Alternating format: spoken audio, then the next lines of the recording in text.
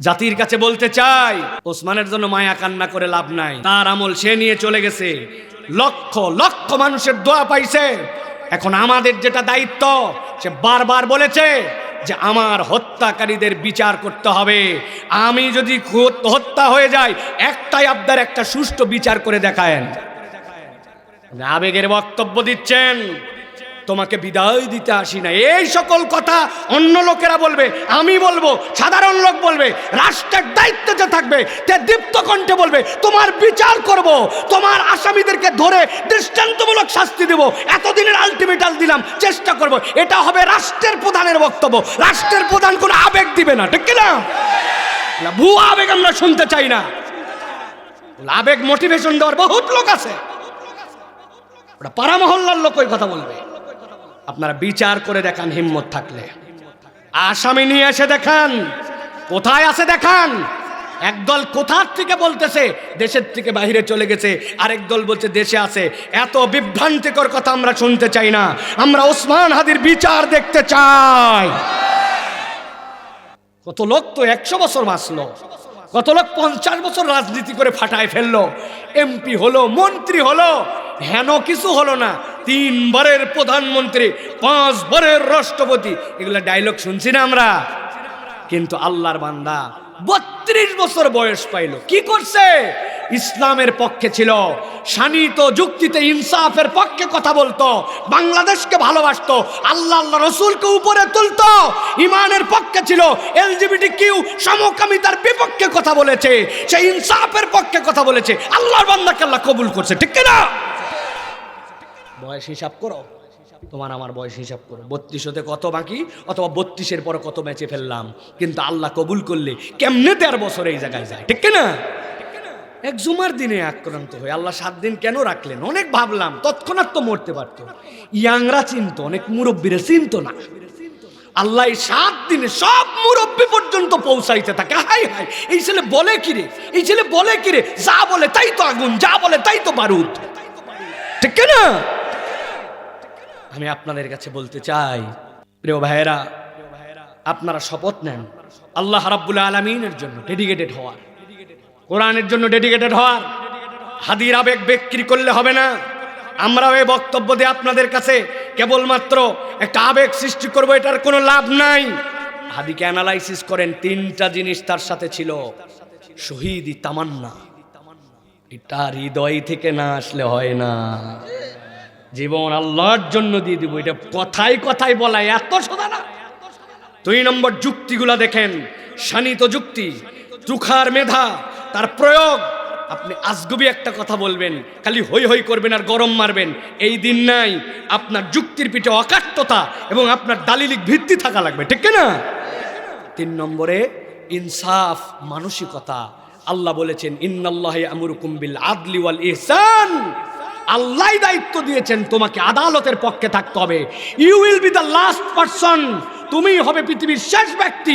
দুনিয়া একদিক হতে পারে, আমি কখনো ইনসাফ থেকে ফিরবো না, আদালতের বিপক্ষে যাব না, আমার থেকে ন্যায় আনুগতা বিদায় নেবে না। এইটাই হবে আগামীর শপথ, ঠিক না? তরুণ রাজি আছো? রাজি আছো?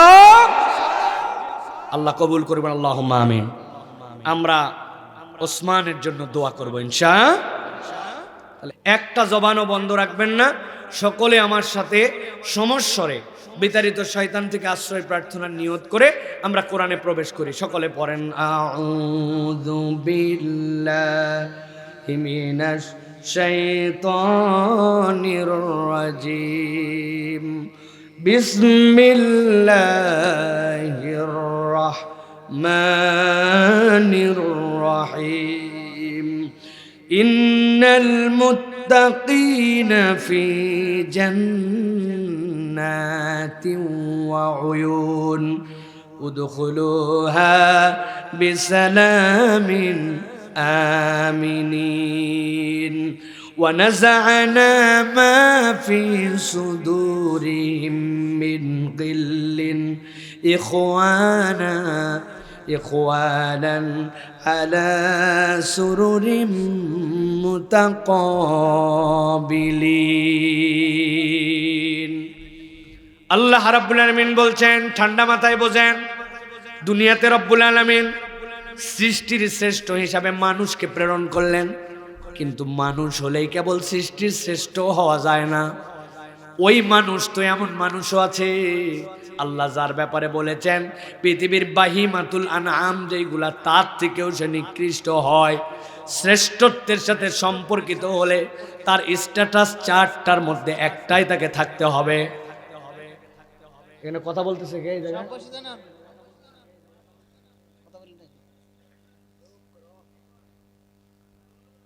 ভালো করে খেয়াল করেন, কোন একটা ইমানদার যখন ইনসান থেকে ঈমান আনে, আল্লাহ রাব্বুল আমিন তার স্ট্যাটাসটা ঘোষণা করেন, গ্রেড 1-এ উন্নীত হয়েছে আমার বান্দা মুসলিম। কিন্তু আল্লাহ বলতে চান তুমি এই জায়গাতেই থাকলে হবে না, তোমার স্তরটা এমন জায়গায় নিয়ে যেতে হবে, ঈমান বিল গায়ব লাগবে তোমার সাথে। বুঝলেও আল্লাহ মানি, না বুঝলেও আল্লাহ মানে, আমি আল্লাহর কাছে সমর্পিত হয়ে গেছি। আল্লাহ বলছেন মুমিন ওই বান্দা, আল্লাহ বলছেন এইটুকুতেই তাকে আমি রাখতে চাই না, আমার বান্দার এমন একটা অবস্থান হবে যা আল্লাহ নিষেধ করেছেন সেখান থেকে নিজেকে সরায় নিছে, যা আদেশ করেন সেখানে বাস্তবায়নে যায়। আল্লাহ বলছেন ওই বান্দার লেভেল তখন 3 নম্বরে, সে তখন মুত্তাকি। কিন্তু আল্লাহ বলছেন আমি কেবল মানুষ থেকে মুসলিম মুমিন মুত্তাকি নই, আমার বান্দাকে এমন জায়গায় দেখতে চাই আমার বান্দা আল্লাহ রাব্বুল আমিন যা বলেন তা তো করে, যা নিষেধ করেন সেখান থেকে সরে থাকে। কিন্তু বান্দা এমন ভাবে এমন কতগুলা কাজ করে যেইটা না করলে আল্লাহ রাগ করে না, কিন্তু আল্লাহকে খুশি করার জন্য নিবেদিত হয়ে যায়। আল্লাহ বলছেন আমার বান্দার অবস্থান তখন আমি আল্লাহ কেবলমাত্র মুমিন মুসলিম মুত্তাকি নয়, আল্লাহর কাছে তখন তাকে আমি মুহসিন হিসাবে লিখে নেই। সুবহানাল্লাহ। আল্লাহ কোরআনে বলছেন ইন্নাল মুত্তাকিনা ফি জান্নাতিন ওয়া উয়ুন, নিশ্চয় মুত্তাকিরা জান্নাতে থাকবে, ঝর্ণার মধ্যে থাকবে। আল্লাহ বলছেন আমি আল্লাহ তাদেরকে ডাক দিয়ে বলবো উদখুলুহা বিসালামিন আমিনিন, তুমি নিরাপত্তার সাথে এখানে ঢুকে যাও। আল্লাহ বলছেন যারা একবার এই গ্রেডগুলোর মধ্যে উন্নীত হয়ে জান্নাতে ঢুকতে পারবে, দুনিয়ায় তার মূল সমস্যা যতই থাক 3টা সমস্যার বাইরে সে কখনো আসতে পারে নাই। আমি আল্লাহ ঢোকার সাথে সাথে আগে 3টা সমস্যা তার থেকে দূর করব। সুবহানাল্লাহ। আল্লাহ বলছেন ওয়ানাসানা মা ফি সুদুরিহিম মিন গিল, অন্তরের মধ্যে তার একটা ঈর্ষা চলেই আসতো, হিংসা না ঈর্ষা।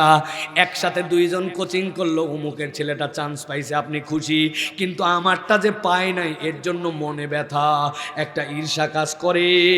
অমুকের জমি হয়ে গেল, আমারটা হলো না, অমুকে এইটা পাইলো, আমারটা কেন জানি হলো না, মনের মধ্যে একটা ঈর্ষা বান্দা মাত্র এসে যায়। আল্লাহ বলছেন জান্নাতে ঢোকার সাথে সাথে আমি রব্বুল আমিন ঈর্ষা দূর করে দেব। 2 নম্বরে ইখওয়ানান আলা সুরুরিম মুতাকাবিলিন, তাদেরকে ভাই বানায়া সামনে সামনে আমি রব্বুল আলামিন আমার মজলিসে তাদেরকে বসায় দেব। সুবহানাল্লাহ। 3 নম্বর আল্লাহ বলছেন লা ইয়ামাসুহুম ফিহা নাসাবুন, দুনিয়ায় যত ভালো বক্তাই হোক শুনতে শুনতে বিরক্ত আসে, যত ভালো খাবারই হোক খাইতে খাইতে ওটার প্রতি এক সময় অতিষ্ঠতা চলে আসে, যত এনার্জি থাকুক এক সময় তার মধ্যে ক্লান্তি আসে। আল্লাহ বলছেন জান্নাতে ঢোকার সাথে সাথে লা ইয়ামাসুহুম ফিহা নাসাবুন ওয়া মা হুম মিনহা বিমুখরিজিন। আল্লাহ বলছেন একবার জান্নাতে যদি ঢোকো আমি রব্বুল আলামিন বললাম তোমার ক্লান্তি দূর করে দিব, আর কখনো এই জান্নাত থেকে বের করা হবে না। সুবহানাল্লাহ। এখন বলেন তো জান্নাতের অনেক বর্ণনা আছে, কিন্তু আল্লাহ এমন 3টা অফার দিলেন, আমার ক্লান্তি নাই, আমার মনের মধ্যে ঈর্ষা নাই, যে আনন্দ পাইছি সেইটার কোনোদিন শেষ নাই। আল্লাহ বলছেন ওই জান্নাতে তোমাদের ঢুকতে চাওয়ার মতো আশা আছে না নাই? আশা তো আছে, কিন্তু আল্লাহ বলছেন যেই বান্দারা জান্নাতে যাওয়ার আশা করে ওইখানে তো অপবিত্র বান্দা তো জান্নাতে যেতে পারবে না, আশা তো করে বসে আছি। নিজের দিকে তাকালে কি মনে হয় যাওয়ার মতো আমল আখলাক আমাদের আছে? আল্লাহ বলছেন নবী এই কথা শোনার পরে আপনার একটা উম্মত আমার একটা বান্দা যেন ঘাবড়ায় না যায়। নব্বি ইবাদি আন্নি আনাল গফুরুর রহিম, বান্দা তোরে জাহান্নামে নেওয়ার জন্য আমি বানাই নাই, ওরে খবর দেন তোর রব হচ্ছে ক্ষমাশীল, তোর রব হচ্ছে দয়াবান, তার কাছে তুই ক্ষমা চা, দয়া চা, আল্লাহ তোরে মাফ করে জান্নাতে ঢুকাবে। সুবহানাল্লাহ। আল্লাহ অন্য আয়াতে বলছেন আফালা ইয়াতুবুনা ইলাল্লাহ, তুমি কি আল্লাহর দিকে ফেরত আসবে না? ওয়াস্তাগফিরুনাহু, তার কাছে কি তুমি তওবা করবে না? আল্লাহু গফুরুর রহিম, যদি তুমি তওবা করো আর ফেরত আসো তোমার রবকে তুমি ক্ষমাশীল পাবা, তোমার রবকে তুমি রাহিম পাবা। সুবহানাল্লাহ। আল্লাহ অন্য আয়াতে বলছেন কুল ইয়া ইবাদিয়াল্লাযীনা আসরাফু আলা আনফুসিহিম, যারা তার অন্তরের উপরে বাড়াবাড়ি করে ফেলেছো, লা তাকনাতু মির রাহমাতিল্লাহ, আল্লাহর রহমত থেকে কখনো নিরাশ হইস না বান্দা, মনে করিস না হবে না আর আমার দ্বারা সম্ভব নয়, আমি শেষ হয়ে গেছি, মনে করিস না। লা তাকনাতু মির রাহমাতিল্লাহ ইন্নাল্লাহা ইয়াগফিরুয যুনুবা জামিআ, তোর যত গুনাহ যিনি সব ক্ষমা করতে পারেন তিনি গফফার। সুবহানাল্লাহ। আল্লাহ রাব্বুল আমিন বলছেন ওয়া আনিবু ইলা রাব্বিকুম ওয়া আসলিমু লাহু, আল্লাহর সাথে দিলটা লেপটায় ফেল, যত যা হইছে হইছে, কিন্তু কানেকশনটা ডিসকানেক্ট করিস না। আনিবু, লেগে যা, আল্লাহর সাথে সম্পর্ক রাখ। ওয়া আসলিমু, আল্লাহর কাছে মাথা নত করে, আল্লাহ যা করছিলাম আমি এখন কুরবানি হওয়ার জন্য রেডি। ওয়া তাল্লাহু লিল জাবিন, শুয়ে পড়ছি আল্লাহ আমি। মিন ক্বাবলি আন ইয়াতিয়াকুমুল আযাব সুম্মা লা তুনসারুন, তোমার আযাব চলে আসার আগে আল্লাহর কাছে সারেন্ডার করে দাও। পৃথিবীর মুফাসসিররা ব্যাখ্যা করছেন এই আযাব কোনটা? এই আযাব এমন আযাব যখন তোমার মৃত্যুর ফেরেশতা দেখে ফেলছো, তোমার গড়গড়ি উঠে গেছে, আর তওবা কবুল করা হবে না, ওই বান্দা তখনই বুঝে ফেলবে তার যাওয়ার জায়গা কোথায়। এই জন্য আল্লাহ বলছেন মৃত্যুর আগে একবার ফেরত আয়, আল্লাহর সাথে সম্পর্ক জুড়ায় দে, আমি রব্বুল আমিন তোকে মাফ করার জন্য রেডি। সুবহানাল্লাহ। প্রিয় ভাইরা, আমাদের আজকের আলোচ্য বিষয় জান্নাতে যেতে চাই, আর জান্নাতে যদি যেতে চাই তাহলে আল্লাহ রাব্বুল আলামিনের কাছ থেকে ক্ষমা নিয়ে জান্নাতে যাওয়া লাগবে, ঠিক কি না? এই কথায় কোনো ভেজাল আছে ভাই? ভেজাল আছে? মানে আমার জান্নাতে যেতে চাই কিন্তু আমার আমলনামা ভর্তি গুনাহ, আল্লাহর কাছ থেকে ক্ষমা নিব, জান্নাতে যাব, ঠিক কি না? এটা তো বুঝছি ঠিক, কিন্তু প্রিয় ভাইরা দুঃখজনক বিষয় হচ্ছে আল্লাহর কাছে যে আমরা ক্ষমা নিব, ক্ষমা লাভের উপায় কি ভাই? যদি আমরা বলি সাধারণের কাছে ভাই ক্ষমা লাভের উপায় কি, এক একজন এক একটা বলবো, কিন্তু আমরা বেসিক্যালি কোরআন এবং সুন্নাহ অনুযায়ী অথেন্টিক ভাবে জানি না যে ক্ষমা লাভের আল্লাহ এবং রাসূল ঘোষিত সর্বনিম্ন উপায় কয়টা। জানি ভাই? সবাই জানি না। আজকে আমরা মূলত উপরে উল্লেখিত আয়াতের আলোকে বলতে চাই ক্ষমা লাভের জন্য কোরআন এবং সুন্নাহ অনুযায়ী সর্বনিম্ন, যার নিচে আর নাই, উপায় হচ্ছে 5টা। কয়টা? একসাথে বলতে হবে, সর্বনিম্ন উপায় কয়টা? বাম হাতটা, বাম হাত দিয়ে থাইয়ের উপরে রাখবেন, এই থাইয়ের উপরে বাম হাত, আর ডান হাতটা এরকম করে রেডি করবেন। আমি যখন বলবো ওই সেনাবাহিনী যেরকম সালাম বললে একসাথে মারে, ওই রকম করে হাত তুলে দেখাতে হবে। বাম হাত এই জায়গায়, ডান হাত টান করে তুলে আবার ঢুকাবেন, একটা হাত যেন নিচে না থাকে। বলেন তো ক্ষমা লাভের সর্বনিম্ন উপায় কয়টা? চাচা আপনার কি সমস্যা? ওই যে চাদর গায়ে দিয়ে, হ্যাঁ, হেলান দিয়ে আছেন ডান হাতের উপরে, হাত নামান, আবার একসাথে সব হাত তুলবেন। ক্ষমা লাভের সর্বনিম্ন উপায় কয়টা? শেষ সুযোগ দিলাম, যারা ফাঁকি মারছেন হাত নামান, এইরকম করে টান করে তুলবেন এরকম। ক্ষমা লাভের সর্বনিম্ন উপায় কয়টা? হ্যাঁ, কষ্ট একটু করেন, ফাও ফাও কষ্ট আমি করাচ্ছি না, আমিও কষ্ট করে কথা বলতেছি, কারণ আপনার গত বছর যে ওয়াজ হয়েছে ওই বক্তা আপনাদের কাছে কি বলে গিয়েছিলেন যদি জিজ্ঞাসা করা হয়, আল্লাহর কোনো বান্দা এখানে বলতে পারবে না, কারণ সব মাঠে রেখে গেছি, আমরা বাড়িতে নিয়ে গেছি এখান থেকে। আগামীকালকেও একই ঘটনা, চায়ের দোকানে যে বলবে বক ছিল ফাটা ফাটা। একজন বলছে আমি তো টাঙ্গাইলে আটকে গেছিলাম। ভাই কি ফাটালো? বলছে তা বলতে পারবো না, কিন্তু ফাটাছে। আছে না? অথচ আমি একটা গজল জানি না, কিচ্ছু জানি না। আপনাদের কাছে কি ফাটালাম আমি? আমার ফাটানো নাই, কিন্তু আজকে জোরাত আলীর সম্পর্ক। এই ওয়াজ আগামীকালকের থেকে আপনাকে করতে হবে। রেডি ইনশাআল্লাহ? কোন কোন মুরব্বী জানি ঘুমাচ্ছিল, তাদের জন্য একবার কানের গোড়াত দিয়ে একবার 5টা এরকম করে বলে দিবেন একবার। রেডি সবাই? যেন চাঙ্গা হয়ে উঠে যায়, হ্যাঁ কিয়ামত হয়ে গেছে রমজানের মনে। তাহলে ক্ষমা লাভের সর্বনিম্ন উপায় কয়টা? কয়টা? মুরব্বীর দিকে কান দেন, মুখের বরাবর কয়টা? চলেন এটা শুনবো, আমল করার নিয়ত করব, বাড়িতে যাব ইনশাআল্লাহ। রেডি সবাই? স্বেচ্ছাসেবকরা সব আসছে না এখনো ঘুরতেছে? ঠিক আছে, হিসাব মিলান হবে। 1 নম্বরে, কেউ যদি আল্লাহর কাছে ক্ষমা পেতে চায়, তার জীবনে প্রথম যেটা লাগবে সেটা হচ্ছে ঈমান এবং নেক আমল।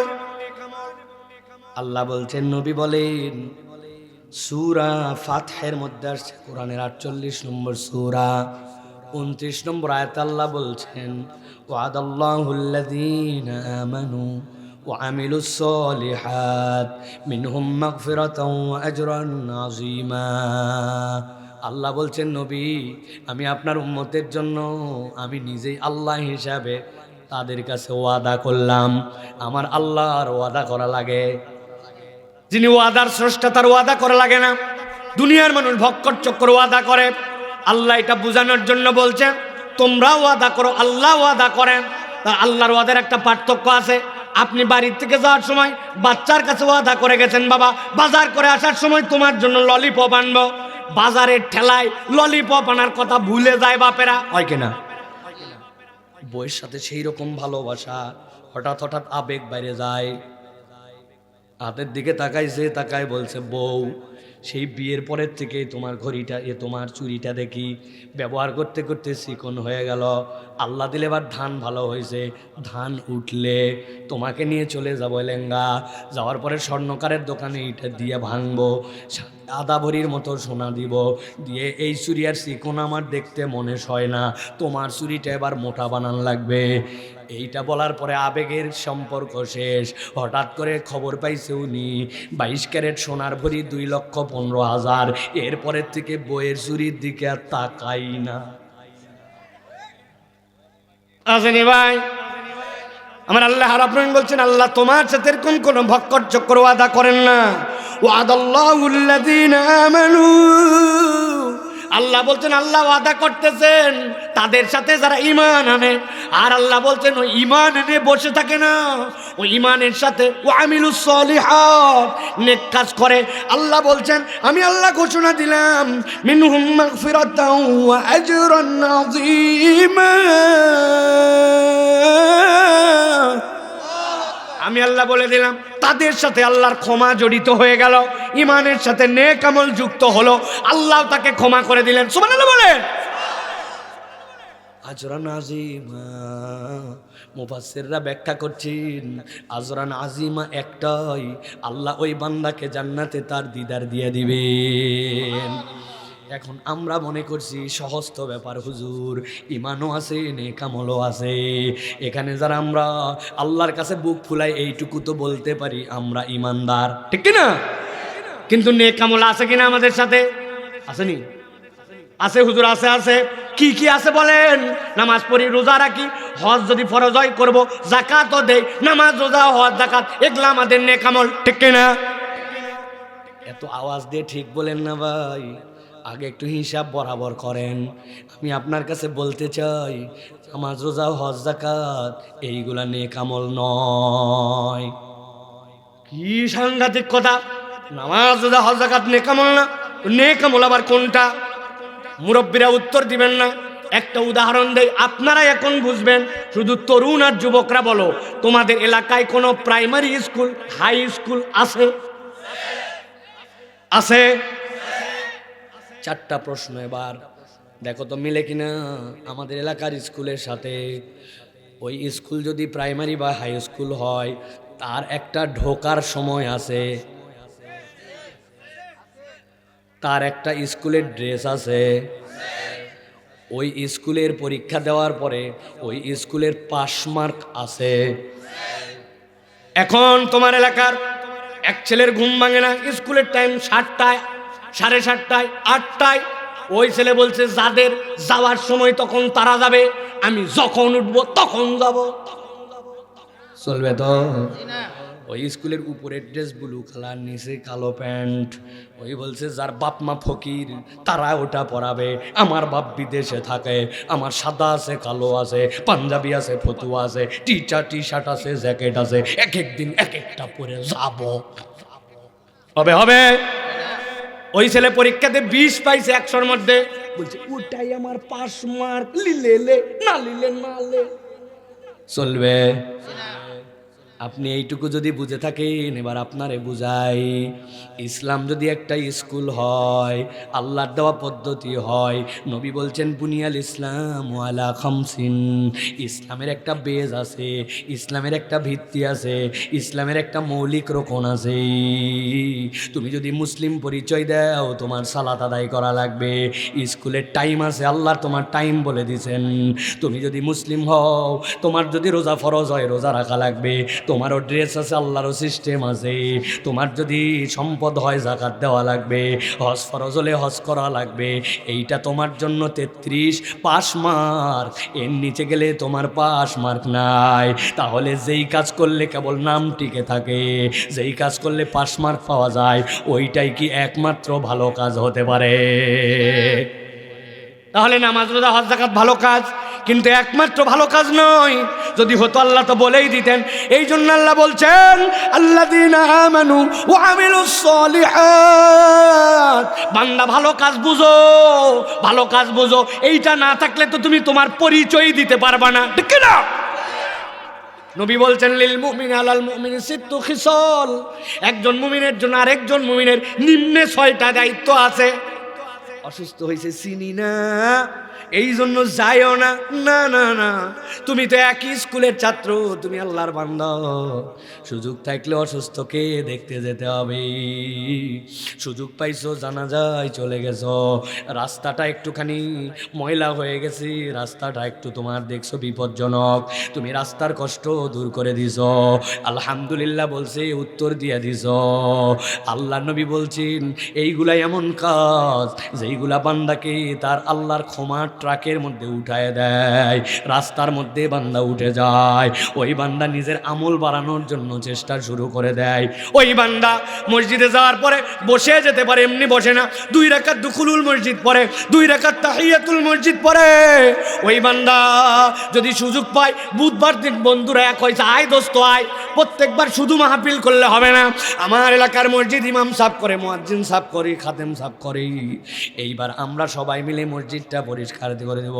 অজুখানাটা শীতলা পড়ে গেছে, তোর বাড়ির থেকে আনবি ব্রাশ, আমার বাড়ির থেকে আনবো ঝাঁটা, তোর বাড়ির থেকে একটু পাউডার, আমরা ডলে ডলে মসজিদটা পরিষ্কার করে দিয়েছি।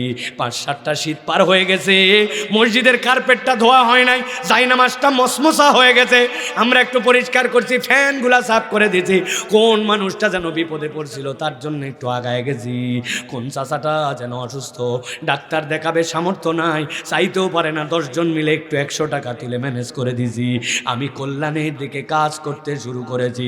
আল্লাহ বলছেন বান্দা যখন ইমানের সাথে এই কাজ শুরু করে, আল্লাহ বলছেন অটোমেটিক আল্লাহ তার জন্য মাগফিরাত লিখে দেয়। ক্ষমা লাভের উপায় এইটা, আমি জানি না যেটা আমার কত বড় কন্ট্রিবিউশন আমার জন্য।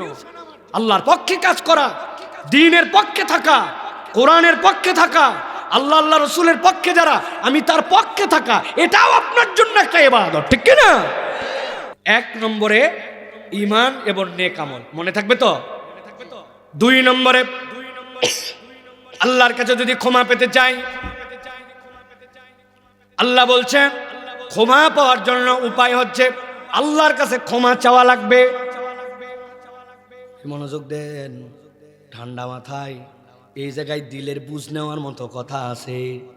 আল্লাহ কোরআনে বলছেন ওয়ামাইয়া আমাল সুআন আও ইয়াজলিম নাফসাহু, তোমাদের মধ্যে থেকে কেউ যদি ভুল করে ফেলে, আও ইয়াজলিম নাফসাহু, অন্তরের উপরে যদি জুলুম করে ফেলে, সুম্মা ইয়াস্তাগফিরিল্লাহ, এরপরে আল্লাহর কাছে ক্ষমা চায়, ইয়াজিদিল্লাহ গফুরার রহিমা, আল্লাহ বলছেন সে আল্লাহকে গফুর পাবে, রহিম পাবে। তার মানে মানুষ ভুল করবে, মানুষ অন্তরের প্রতি জুলুম করবে, আল্লাহ বলছেন এই যে ইয়াজলিম নাফসাহু, এইটা যদি বান্দা বুঝে ফেলে তাহলে সে আল্লাহর কাছে ফেরত আসতে বাধ্য। সুবহানাল্লাহ। পৃথিবীতে আল্লাহর সৃষ্টি তিন ধরনের। কয় ধরন? একটা ক্ষণস্থায়ী, একটা দীর্ঘস্থায়ী, আর একটা চিরস্থায়ী। বলেন তো প্রথমটা কি বলছি?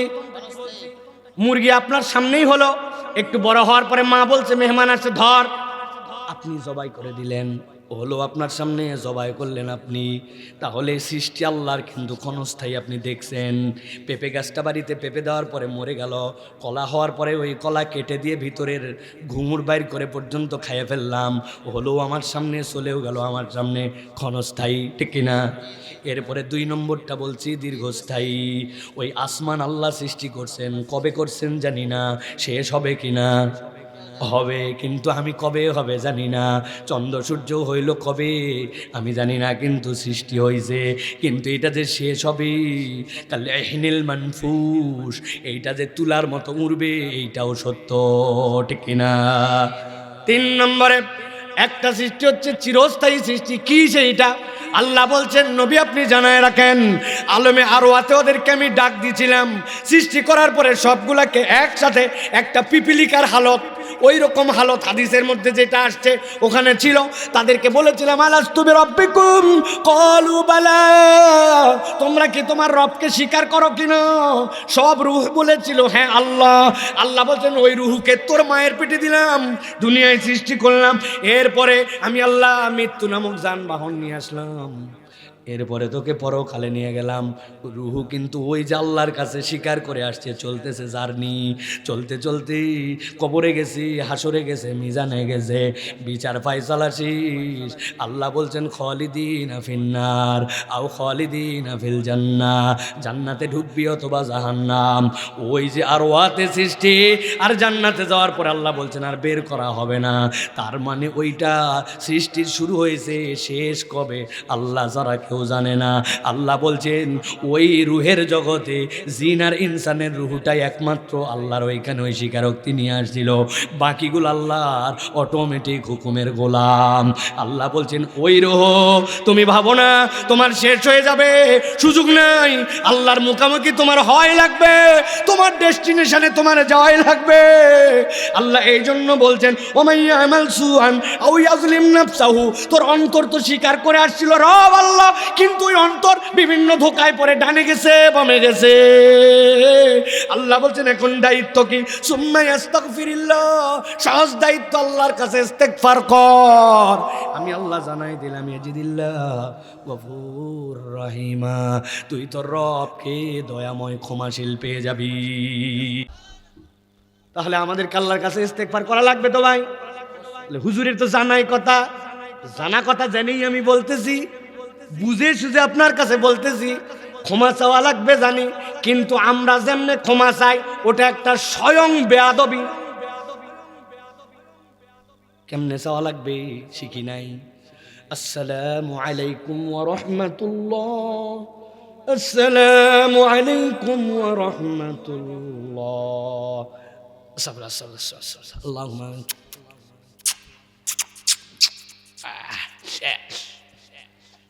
কি বলছেন সালামের পরে?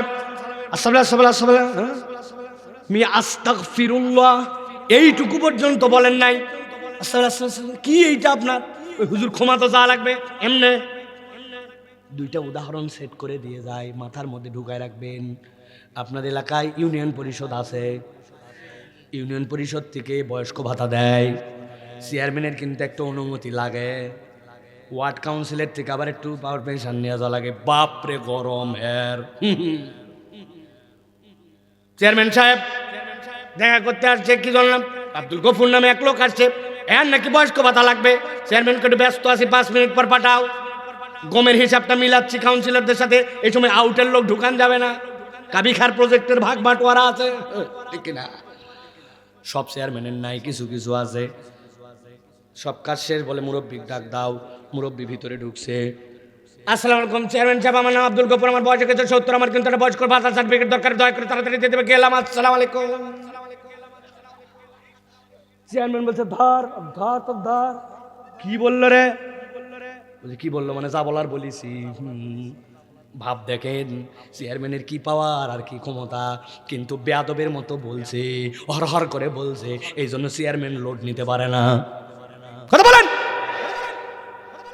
আপনার দুই ছেলে একই নামে গ্রামে আছে, বাপ ভিন্ন, একজন এটা দোষ করে আসছে, ওর নাম ধরেন আরমান আলী, দুইজনারই ধরে নিয়ে চলে গেছে পুলিশ।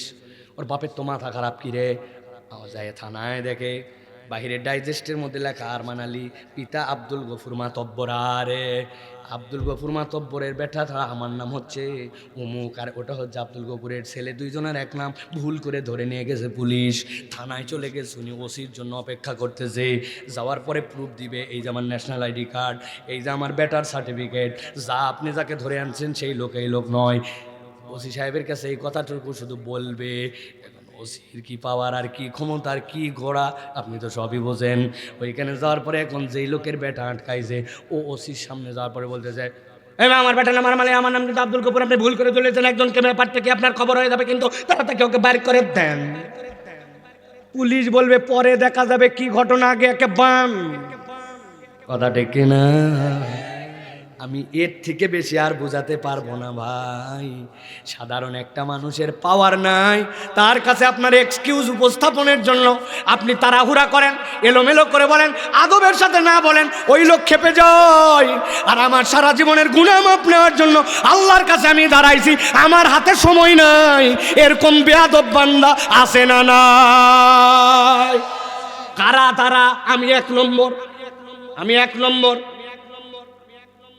সারা জীবনের গুনাহ আমার, আল্লাহর কাছে আমি তাহাজ্জুদের সময় উঠে জীবনে 15 মিনিট কাঁদছি, চোখগুলা মনে হচ্ছে বের হয়ে যাবে, যেন সিজদার থেকে মাথা উঠাই না। আল্লাহ, আমার জানা গুনাহ, অজানা গুনাহ, ছোটোবেলার গুনাহ, বড়োবেলার গুনাহ।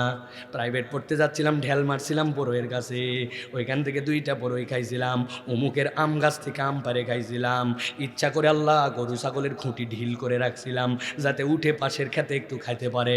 কেউ জানে না, কিন্তু ঢিল যে দিছিলাম এটা আমি জানি। আল্লাহ, আমার গুনার কোনো শেষ নাই। আল্লাহ, তোমার কাছে আজকে মাথা নামাই দিছি। আল্লাহ তুই আমারে মাফ কর, আল্লাহ মাফ কর, আল্লাহ মাফ কর। আধা ঘন্টা চোখ ভাঙ্গায় কান্না আনছি, এক একটা সিজদা 15 মিনিট দিছি, হাত তুলে আল্লাহর কাছে, গফুর গাফফার, গফুর গাফফার, আল্লাহ তুই আমারে মাফ কর, মাফ কর, মাফ কর। হাত নেমে যায়, আবার উঠাইছি, হাত থাকতে চাই না, আবার উঠাইছি, আল্লাহ মাফ কর। গুনায় ভর্তি জীবন, আধা ঘন্টা জীবনের টানা দোয়া করছি, এক সিজদা 15 মিনিট দিছি, হাত তোলেন, তোলেন। আল্লাহ এমনি বলেন নাই সুম্মা আস্তাগফিরুল্লাহ। বান্দা ঠোঁটের কথা ইস্তেগফার হয় না, ইস্তেগফার দিলের থেকে করা লাগে। হুজুর আমার বেটার জন্য দোয়া করেন, 500 টাকা আবার হাদিয়াও দিছে। আমার ছেলের চাকরির জন্য দোয়া করেন। আরে ভাই, আমি তো কন্ট্রাক্টর, মূল মালিকের কাছে আপনি আপনার এজেন্ট। আপনি আপনার সন্তানের জন্য জীবনে দোয়া করলেন না 15 মিনিট? জুম্মার দিন আসর থেকে মাগরিব মসজিদ থেকে বাড়াই নাই, আজকের বিকাল আমার বাচ্চার জন্য দিয়ে দিলাম। আল্লাহ ওরে মানুষ বানা, বানা, বানা, আল্লাহ বানা, আল্লাহ দিবি না কেন, দিবি না কেন? আসর থেকে মাগরিব কান্দা আসে না, তাও ছাড়ে না, ছাড়ে না। কখনো সিজদায় চলে যায়, কখনো রুকুতে চলে যায়, কখনো হাত তুলে বলে, কখনো দাঁড়ায় বলে, কখনো বুকে কোরআন শরীফ নিয়ে বলে। 1 ঘন্টা 1.5 ঘন্টা সন্তানের জন্য দোয়া করতে করতে পাগল হয়ে গেছে। মনে করছে সন্তান অটোমেটিক হয়, অটোমেটিক হয় না। বাপ মায়ের দোয়া লাগে, দোয়া লাগে, দোয়া লাগে। খালি বলেন বাচ্চার দোষ, বাচ্চার দোষ। আপনি দোয়াই করেন না আপনার নাতির জন্য। আল্লাহ আমি চলে যাব দুনিয়ার থেকেই, আল্লাহ ওই ইমাম বুখারীর মতো আমার নাতিকে বানাও, ইমাম গাজ্জালি বানাও, ইমাম নববী বানাও, আমার ছেলেটাকে হাফেজ বানাও, আলেম বানাও। ইব্রাহিম আলাইহিস সালাম 4000 বছর আগে দোয়া করছে, রব্বানা ওয়াবাস ফীহিম রাসূলাম মিনহুম। নবী বলছে 4000 বছর পরে আল্লাহ ইসমাইলের থেকে একটাই নবী দিয়েছে, আমি মুহাম্মদ সাল্লাল্লাহু আলাইহি ওয়াসাল্লাম, আমার দাদার দোয়ার ফসল। সুবহানাল্লাহ। জানেন না কবে ফলবে, কিন্তু দুআই করি না, ইস্তেগফারি করি না। কে বলেন বাবা, বলেন বলেন, খালি নিরেট ওয়াজ না, এটা বলেন। ও ইস্তেগফার করলেন, আস্তাগফিরুল্লাহ আস্তাগফিরুল্লাহ আস্তাগফিরুল্লাহ, এটা স্বয়ং বেয়াদবি।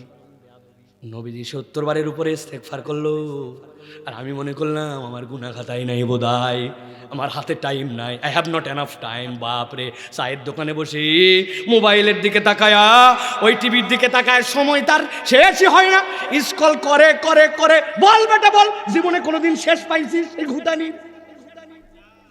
তোমার নেট শেষ না হলে শেষ হয় না। শয়তান তোমার ঠেলতে লাগায় দিছে, মুরব্বীকে পর্যন্ত লাগায় দিছে, কিন্তু এই মুরব্বী একটু ইস্তেগফারের সময় পায় না। আল্লাহর কাছে হিসাব বরাবর করা লাগবে। আল্লাহ বলছেন আউ ইয়াজলিম নাফসাহু, অথবা অন্তরের প্রতি জুলুম করছে, সুম্মা ইস্তাগফিরিল্লাহ ইয়াজিদিল্লাহ গফুরার রহিমা। আমি আল্লাহ গ্যারান্টির হলাম, তুই আল্লাহকে গফুর পাবি চাওয়ার মতো যদি ইস্তেগফার করতে পারিস। রাজি? রাজি?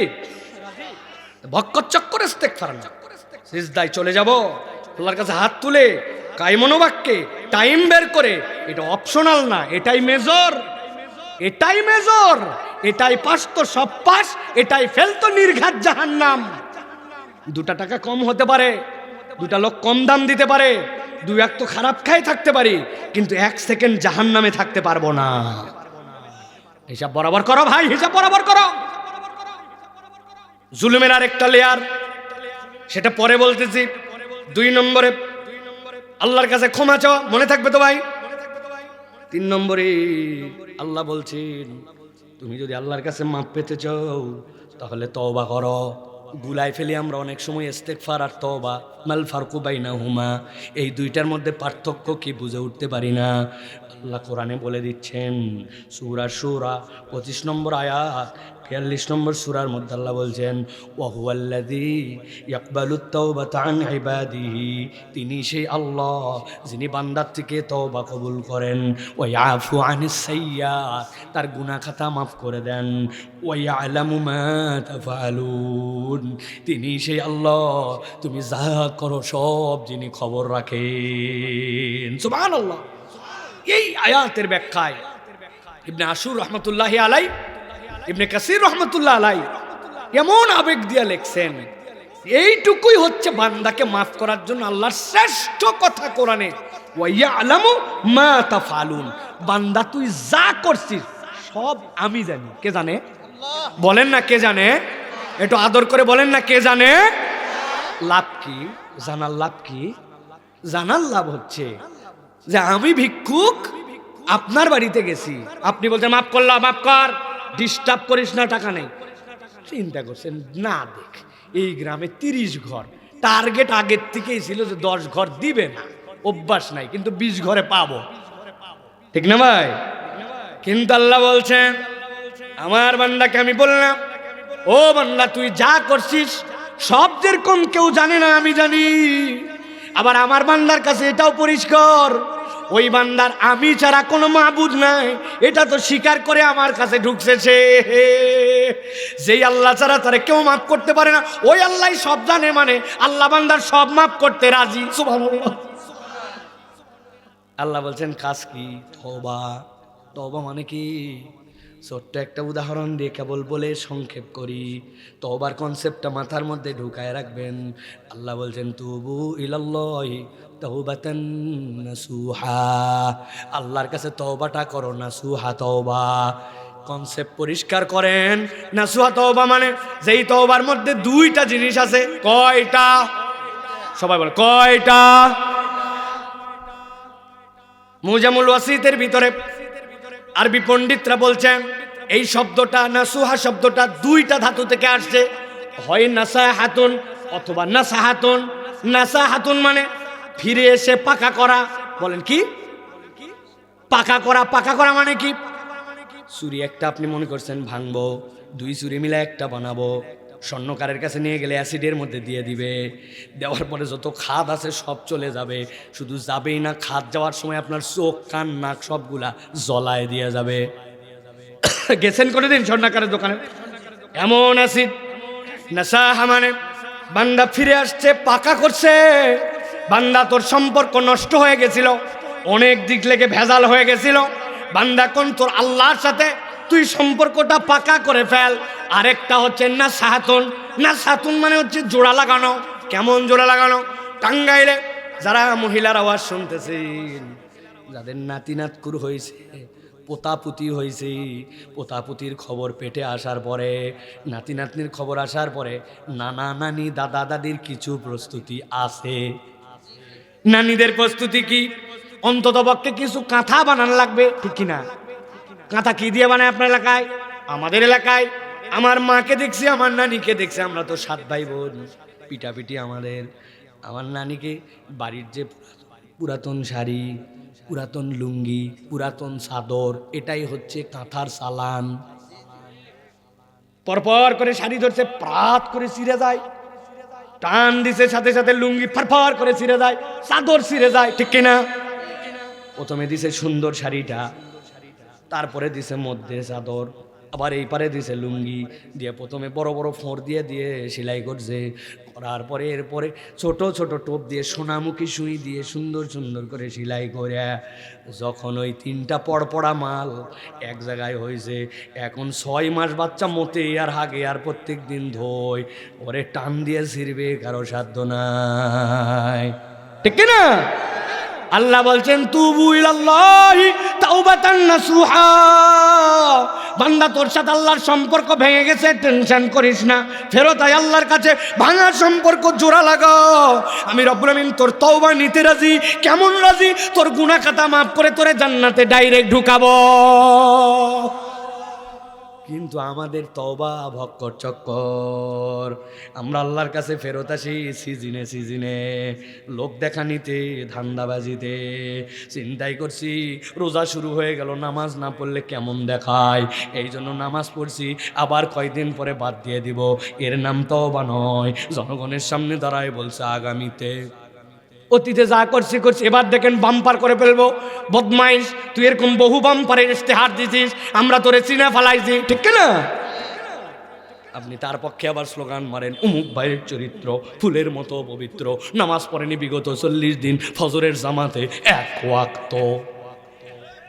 আসেনি ভাই? আছে? আল্লাহ বলছেন এরকম ভক্কর চক্কর তওবা নয়, দিল থেকে অনুভূতি, ভবিষ্যতে করব না প্রতিশ্রুতি, সাথে সাথে আল্লাহ রাব্বুল আমিনের সন্তুষ্টির আশায় নিজের জীবনে অটল অবিচল থাকবো। এইরকম তওবা যদি হয়, আল্লাহ বলছেন ওইটাই হচ্ছে প্রকৃত তওবা। তবে তওবার ক্ষেত্রে একটা আমার খাসের মামলা আছে।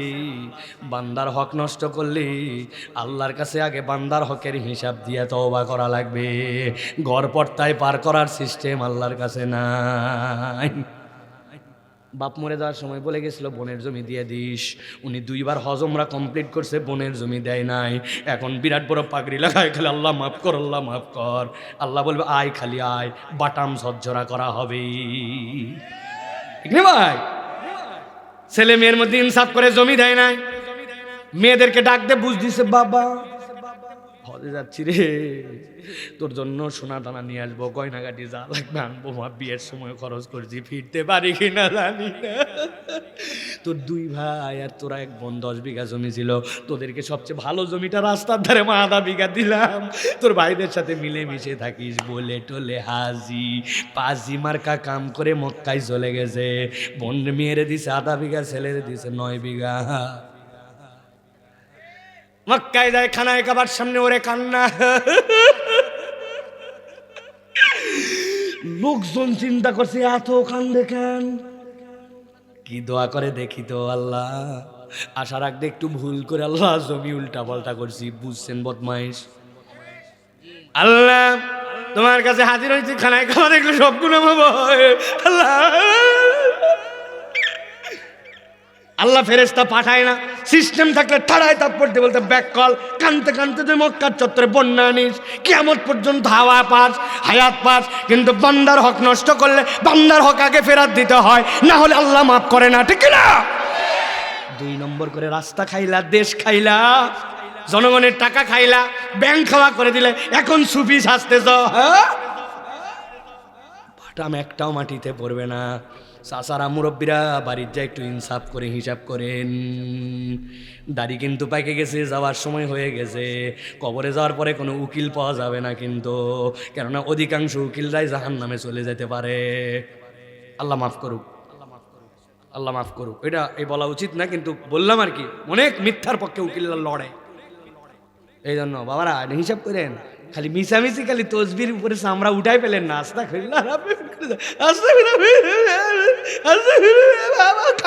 হবে না, ছেলে মেয়ের মধ্যে আপনি 2 নম্বর করছেন, হিসাব বরাবর করা লাগবে। আস্তাগফিরুল্লাহ, বউয়ের গায়ে হাত তুলছেন, কথায় অকথায় আস্তাগফিরুল্লাহ, আগের বউয়ের ঠ্যাং চাপে ধরেন। তাছাড়া খবর আছে দেওয়ার পরে, এটা তওবা। 3 নম্বরে, বিরক্ত হচ্ছেন না তো ভাই? শেষ করে দিচ্ছি। 4 নম্বরে তাকওয়া অর্জন। শেষ শোনেন, ভালো করে শোনেন, কি হারা রাত আন্দাজে। 4 নম্বরে তাকওয়া অর্জন, ক্ষমালাভের 4 নম্বর উপর তাকওয়া। বলেন কি? এটার নাম দিছি আমি অটো পাস। একবার সবার মুখ দিয়ে শুনতে চাই, কি পাস? এবার হাত তুলে দেখতে চাই কারা কারা এই আইটেম পাইছিলেন। নাই অটো পাস কেউ নাই জায়গা? আছে। ও ভাই, হাত তুলিস না ভাই তুই। আরে আল্লাহর কাছে দোয়া করে, আল্লাহ আবার করোনা দেশ না কেন তুই? টানা 5 বছর করোনা থাকলে আমাদের সমস্যা কোথায়? আমার ইন্টারমিডিয়েটের আগেই করোনা বন্ধ হওয়া লাগবে, আল্লাহ সময় পাইল না। অটোবাস পাইছিল কিনা? খারাপ কিছু নয়, পরিবেশের কারণে করতে বাধ্য হয়েছে। আল্লাহ বলছেন বান্দার জীবনে একটা অটোপাস আছে। কি অটোপাস? ইন্নাল্লাযীনা ইয়াখশাউনা রাব্বাহুম বিল গায়ব লাহুম মাগফিরাতুন ওয়া আজরুন কাবীর। সুবহানাল্লাহ। আল্লাহ বলছেন বান্দা, ইন্নাল্লাযীনা ইয়াখশাউনা রাব্বাহুম, তোর যদি একটা কোয়ালিটি থাকে, তোর যদি একটা যোগ্যতা থাকে, কি যোগ্যতা? আল্লাহ বলছেন যেই বান্দা তার আল্লাহকে ভয় করে। সুবহানাল্লাহ বলেন। দুনিয়ার কেউ যা দেখে না, আমার দেখে আল্লাহ। দুনিয়ার কেউ যা শোনে না, আমার শোনে আল্লাহ। আল্লাহ বলছেন এই হালতটার নাম হচ্ছে ইয়াখশাউনা রাব্বাহুম, অন্তরের মধ্যে আল্লাহর প্রতি ভয় এসে গেছে। এইটা মুখে বলার কাজ নয়, এইটা বুঝের সাথে সম্পর্কিত। আপনি বলছেন আমি হচ্ছে আল্লাহকে ভয় করি, বলছেন তো না? এখানে বলছি কিনা আমরা আল্লাহকে ভয় করে? প্রমাণ নাই, দলিল নাই, সিয়ার নাই, এসআর নাই। আপনি খালি বলছেন এই জমি আমার, উল্টা আপনার মামলা হবে অপদখল। হুজুর কেমনে কি বলতেছেন? আল্লাহরে ভয় করি, মুখে দাড়ি কই আপনার? আল্লাহ তো আপনার ইউনিফর্মে দায়িত্ব দিয়েছিল, আপনার মুখে দাড়ি রাখা লাগবে। নবী এইটাকে বলছিল ফরজ, ওয়াজিব, কাটা হারাম। আপনার মুখে দাড়ি নাই বলে আল্লাহকে ভয় করি, অপদখল, মিথ্যুক, ঠিক না? বলছেন আল্লাহকে ভয় করে। জমিটা আপনার, কোদাল নিয়ে যায়া পরিমাণ আপনি জানেন, ওই পারের লোকের কাটার আগে আপনি আগে আগে কোদাল কোপায়া 4 আঙ্গুল আপনি আল ঠেলতে ঠেলতে জমি কোনাচ্চা করে বেঁকা করে ফেলছেন। আপনি জানেন কদ্দূর ছিল, কদ্দূর ঠেলছেন। আল্লাহকে ভয় করি, 1 নম্বর না 2 নম্বর? কথা বলেন।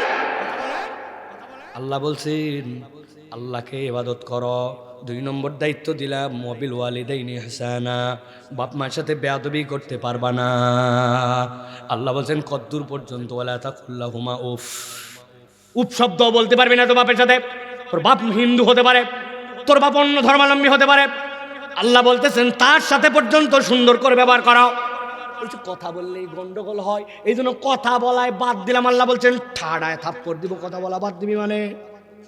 কুলু কওলান কারীমা, বন্ধ করতে পারবি না, আদর করে ভালো কথা বলা লাগবে।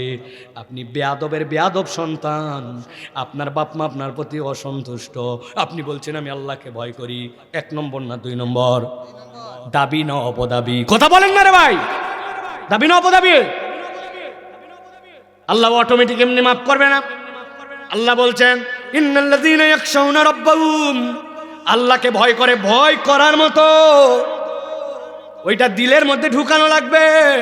মুসলমান ভর ভরায় মিথ্যা কথা বলে, আছে না? আপনাদের এলাকায় নাই? আমাদের ঢাকায় প্রচুর। বলতেছে আপনার মতো চেনা লোক বলে কেনা দামে দিলেন। ওরে চেনা লোক বলে কেনা, ওর সাথে তো জীবনে দেখাই হয় নাই। চিন্তা করলাম পাশের দোকান থেকে একটু টালি করে দেখি তো, এত মহব্বতে দিল। যাওয়ার পরে বলতেছে যে দামেই কিনেন না কেন দাম এইটা, প্লাস মাইনাস করে দেখি 700 টাকা কাল্লা কাটা।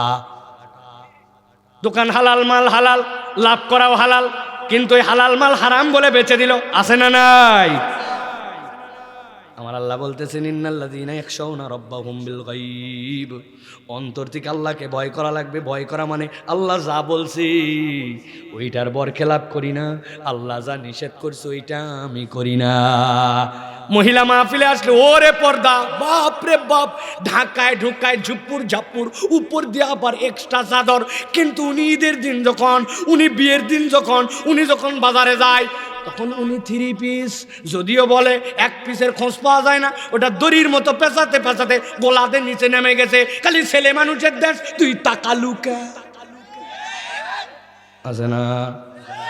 ও মা, এই ভক্কর চক্করের নাম ইন্নাল্লাযীনা ইয়াখশাউনা রাব্বাহুম নয়। আপনি আল্লাহকে যদি ভয় করেন, আল্লাহ যা বলছি তা আপনাকে পালন করা লাগবে। পর্দা কোনো আনুষ্ঠানিক বিষয় নয়, বালেগ হওয়ার পরের থেকে মরা পর্যন্ত পর্দা ফরজ, ঠিক না? যারা ঠিক বলছেন আপনাদেরই ভাই বোন, কি যে ঠিক, কে ঠিক? আলা কুল্লুকুম রাইন কুল্লুকুম মাসউলুন আন রাইয়াতিহি। আপনাকে আল্লাহ ঘাট ধরে জিজ্ঞাসা করবে, এই বেয়াদব ভাই, তোর বোন বেপর্দা করে ঘুরে বেড়াতো আর তুমি ঠিক ঠিক মাহফিলে মারছিলা, আসো তোমার আগে ডবল পানিশমেন্ট হোক। আমি একটা কথাও বানায় বলতেছি না ভাই, এই জন্য ক্ষমা তো চাই, কিন্তু অটো পাশের মার্কের মধ্যে আমার নাম আছে কিনা হিসাব মিলায় নিয়ে। আল্লাহর জন্য কতটুকু ভয়, যতটুকু আল্লাহ বলছে তাই করা লাগবে, যা ছাড়তে বলছে তা ছাড়া লাগবে। সুদের কারবারে জড়িত হয়ে আবার গরিব মানুষে 200 টাকা দান করে, এর থেকে বড় 2 নম্বর মুনাফিক আর নাই। গালি দেয় মুখ দিয়া, গিবত করে, চাচার দাড়ি পাইকা গেছে গিবত করে। মহিলা 2 জন বসলেই 3 জনের নম্বরে কথা বলে, ঠিক কিনা? জানিস না তুই দুলাল দুলাল সৌদি আরব গেছে যেটা, ওর বউ শুরু। আরেকজন বলতেছে অত দূর যাওয়া লাগবে না, ইমাম সাহেবেরটা শুন। আমাদের ইমাম সাহেবের যা জানিয়া মধ্যের জন্য অনেকক্ষণ কথা বলে না, শেষে বলছে এগুলো কথা বলা উচিত না, না বলেও পারি না, আল্লাহ মাফ করুক, কথা ঠিক। বোঝেন না কি পরিমাণ চিটিং বাজ এই দুনিয়া ভরে গেছে, ঠিক কিনা? অতএব প্রিয় ভাইরা, ক্ষমা চাই কিনা আল্লাহর কাছে? চাই কিনা, চাই কিনা, চাই কিনা? ইন্নাল্লাযীনা ইয়াখশাউনা রাব্বাহুম, অন্তর থেকে আল্লাহকে ভয় করতে হবে। কেউ দেখে না, দেখে কে? আল্লাহ বলছেন ওয়াসিরু কওলাকুম আও ইজহারু বিহি ইন্নাহু আলিমুম বিযাতিস সুদূর। মুখ দিয়ে বলে ফেলার না ফেলা, মনের মধ্যে রেখে দে। ইন্নাহু আলিমুম বিযাতিস সুদূর, তোর খবর কিন্তু অন্তরেরটা আল্লাহ জানে। এত বড় দাড়ি পাক ধরে গেছে, মানুষ মনে করছে মুরব্বির দিকে ঢল মারছে বয়স, সামনে দিয়ে মহিলা একটা চলে গেছে, উনার অন্তরে কি কল্পনা হয়েছে চাচা, এইটা বাহিরের লোক জানে না। যদি আল্লাহ জানানোটা জানায় দিত তাহলে সালাম কেউ দিত না, কপালের দিকে থুতু মারত। কথা বলেন? আল্লাহ এই জন্য বলছেন অন্তরে যা আছে বাইরে আছে সব আল্লাহর কাছে খবর, তুমি তার কাছে স্যালেন্ডার করে দাও। আমি আল্লাহ মাফ করার জন্যই বললাম লাহুম মাগফিরাতু ওয়া আজরুন কাবীর। এই যোগ্যতা অর্জন করতে পারলে মাফই করব না, আমি আল্লাহ জান্নাতে তোর সাথে দেখা দিব। সর্বশেষ আজকের আলোচনা শেষ। আল্লাহ বলছেন কেউ যদি ক্ষমা পেতে চায় তার মধ্যে একটা গুণ থাকা উচিত, সেইটা হচ্ছে সে যেন দান খয়রাতকারী হয়। দানকারী ছাড়া আল্লাহর ক্ষমা পাওয়া যায় না। মুসলমান আল্লাহর জন্য সবচেয়ে বড় দানকারী হওয়ার কথা, কিন্তু এখন মুসলমানের চরিত্র হচ্ছে মুসলমানের থেকে কৃপণ। এই মুহূর্তে দুনিয়ায় কেউ নাই। আপনারা একজনও ঠিক বলেন নাই, এটা না বলে ভালো করছেন, কেননা আমি প্রমাণ দেওয়ার ক্ষেত্রে সহজ হবে। গত জুমার দিনে আপনারা যখন মসজিদে গেছিলেন, মসজিদে যাওয়ার পর আপনাদের সামনে দানের কৌটা, দানের বাক্স, দানের বক্স, দানের ব্যাগ, দানের লোক আসছিল কিনা? ব্যাগগুলো এমন জোরে চালাইছে মনে হচ্ছে 7G 8G, ওর পিছে মনে আগুন লাগাই দিছে, shot shot shot shot shot. বাপরে গতি না। আপনি কেমন কপাল পোড়া একবার চিন্তা করেন। আল্লাহর ঘরের দান বাক্স আসছি আর আপনি 20টা টাকা দিয়ে শরীক হন নাই।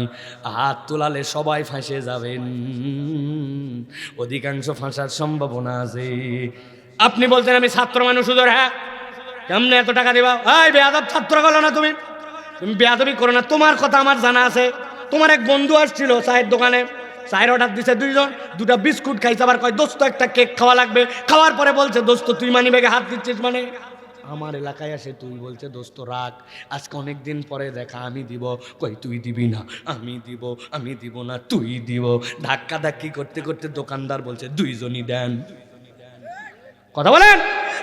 আপনার মোবাইলের এমবি তোলেন, আপনি আপনার মোবাইলের আপনার গায়ের কাপড় আয়রন করেন, 8-10 টাকা চলে যায়। মুরব্বী বলে আমার টাকা নাই, বগলের থেকে গন্ধ টাকা বাইর করে বিকালবেলা 15-20 টাকার চা খায়, পান খায়, ঠিক না? আর জাগ দেওয়া সুপারি ভাল লাগতেছে না। আমরা টাঙ্গাইলের মানুষ বলে কথা, লাগুক 12 টাকা কাঁচাই খাবো। চাচা মিলতেছে। আর আপনি মসজিদে যাই 20 টাকা দেন না, কেমন আপনি ফকিন্নি? আরো বলবো, আপনার 200 জন মুসল্লি যদি 20 টাকা করে দেয় 4000 টাকা হয়, 4 জুমায় 16,000 টাকা হয়। ইমামকে 5000 টাকা দিয়ে লজ্জা করে না? 700 টাকা উনার পরিবার আছে, কেমনে চলে কোনোদিন খবর নেন না। আপনি 5000 টাকা দিয়ে আর ইমামের উপরে খবরদারি করে, ঠিক না? ভাইয়া লোক কোথাকার। অমুকের কাছে ধান তোলে, তমুকের কাছে টাকা তোলে, মসজিদ চলে না, 20 টাকা মসজিদে দেয় না। শপথ করেন, শপথ করেন আগামী জুমার থেকে সর্বনিম্ন 20, উপরে 100-200 বলবো না। রাজি? ইনশাল্লাহ বললে হবে না। হাত তোলেন, তোলেন, হাত তোলেন, সব টুপি খোলেন, হাতের টুপি বাম হাতে নেন, সবাই খোলেন, টুপি খোলেন, যাদের টুপি আছে মাথা খোলেন, খোলেন, সবগুলা খোলেন, মনে থাকবে না তাছাড়া আপনার, খোলেন, সব টুপি খোলেন। আর যাদের টুপি নাই তারা হচ্ছে মাথা হাত দেন এরকম, হ্যাঁ টুপি খোলেন, সব খোলেন, মনে রাখা লাগবে, তাছাড়া উপায় নেই। আমি কোনো উপায় খুঁজে পাচ্ছি না।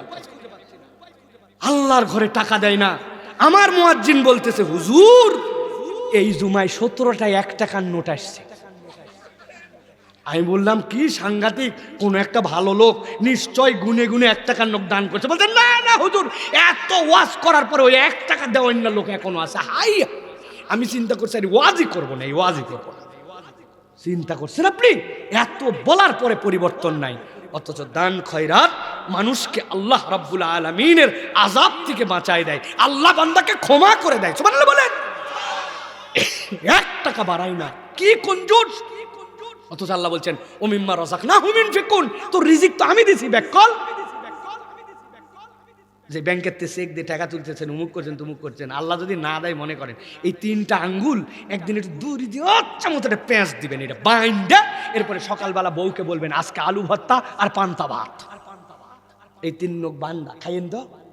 ঠেলাটা কিরকম হয়, আল্লাহ আপনাকে কিচ্ছু দেয়নি।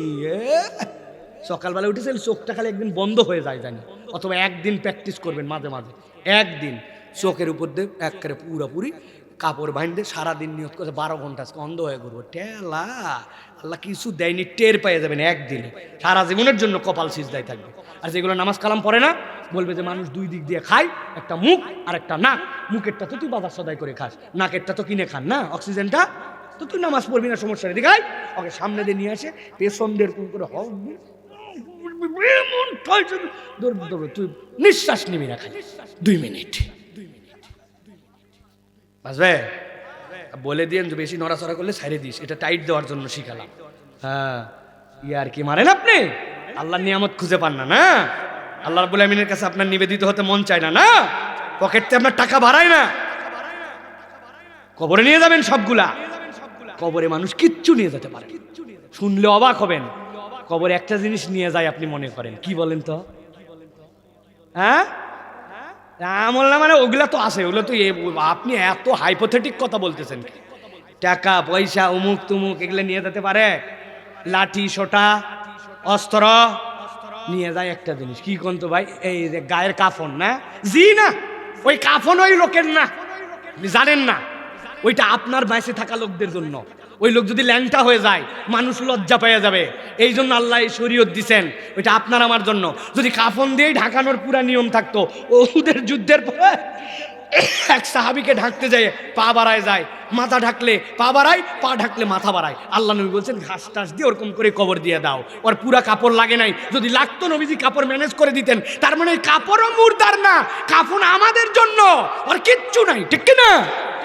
তার কিছু নাই, সে কেমনে কুঞ্জুস হয়, সে কেমনে কিচ্ছু আল্লাহর জন্য করে না, কেমনে তার দিল আল্লাহর জন্য টানে না, কেমনে আল্লাহর জন্য তার হাত দিয়ে খরচ বের হয় না, কেমনে?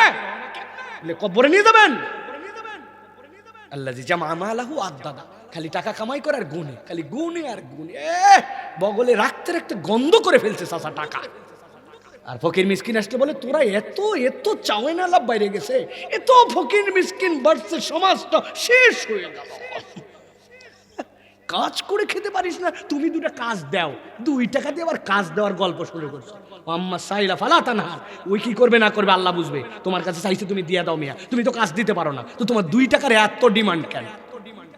কে খালি নেশা করে কিনা এইটা শিওর হবে, নেশা করলে নো ওয়ে দিব না, নেশা করার সাথে কোনো সম্পর্ক নেই, হারাম কাজ দিব না জানি যদি, তারপরেও দেওয়া উচিত। ভাই আমার 2 টাকা দে, তুই কি করবি তুই বুঝবি, তুই চাইছিস আল্লাহ দিতে বলতে দিয়ে দিছি, হিসাব তুই বরাবর করগা। তাহলে আল্লাহর জন্য দান খয়রাত করবো তো ইনশাআল্লাহ। একটা হাদিসের গল্প শুনাই শেষ করে দিব। নবীজির কাছে একজন আসলেন, মহিলা, আসার পরে বলেন ইয়া রাসূলুল্লাহ, আপনার জন্য হযরত রুবাইয়া বিনতে মুয়াজ, আপনার জন্য ছোট্ট একটা জিনিস আনছি ইয়া রাসূলুল্লাহ। কি আনছো রুবাইয়া? বলি ইয়া রাসূলুল্লাহ তামারাইন, 2টা তাজা খেজুর আর একটা ছোট্ট একটু আরবিয়ান শশা, কালো রঙের শশা, আরবে যদি যান খাবেন হজমরায় মজা পাবেন, এতটুকু শশা এত মিষ্টি এত স্বাদ, চামড়া সহ চিবায় খাওয়া যায়। বলেন তো নবীর কাছে আনছে 2 খেজুর আর 1 শশা, প্রেস্টিজের ব্যাপার না? কিন্তু যা ছিল তাই নিয়ে আসছে নবী, আপনার জন্য এইটুকুই নিয়ে আসছে আমি। আল্লাহ নবী এমন খুশি হলেন, এমন মর্যাদা দিলেন, এমন দৃষ্টান্ত উপস্থাপন করলেন কিয়ামত পর্যন্ত মানুষের জন্য। নবীজি বেলালকে ডাক দিলেন, বেলাল আমার যে সম্পদের যেই খাজানচিখানা আছে নিয়ে আসো। হাত দিছেন, দেওয়ার পরে সোনা দালা মালা, হাতের ছুরি ফিতা যা উঠছে আল্লাহ নবীর হাতের মধ্যে, নবীজির কাছে তো অঢেল সম্পদ ছিল, ওইখান থেকে তুলে নিয়ে যেই বাটির মধ্যে 2 খেজুর আর 1 শশা, আল্লাহ নবী রুবাইয়ার ওই বাটির মধ্যে দিয়ে বলছেন তুমি তোমার জন্য এইটুকু আনছো, আমি আমার পক্ষ থেকে এইটুকু তোমাকে দিয়ে দিলাম। সবচেয়ে কমে সবচেয়ে বেশি কত দেওয়া যায় এটার এক্সাম্পল নবীজি দেখাই গেছে। সুবহানাল্লাহ। রাসূলুল্লাহ আমার একটু অভাব, একটু ছাগল দিয়ে দেন না। নবীজি ওই ছাগলের সামনে যেটা আছে ওটা নিয়ে যাও। যেই ছাগলের সামনে টানতে শুরু করছে, পেছন থেকে ইতিহাসবিদরা বলতেছেন 16,000 ছাগল আল্লাহ নবীর ওই খামারে ছিল। 2টা পাহাড়ের মধ্যে যতটুকু জায়গা ছিল, কম বেশি 16,000 এক্সাক্ট ফিগার না, 2 পাহাড়ের মধ্যে কালো হয়ে গেছে, আল্লাহ নবী সব দিয়ে দিয়েছে, একজনকে নিয়ে চলো যাও। সবচেয়ে বেশিটা দেখাইছেন মুহাম্মদুর রাসূলুল্লাহ, যেন তার উম্মতটা নিম্নটা হলেও দেয়। আর আমরা হয়ে গেছি কুঞ্জুস, অথচ মাপ চাই, ক্ষমা চাই, কোনো উপায় অবলম্বন নাই।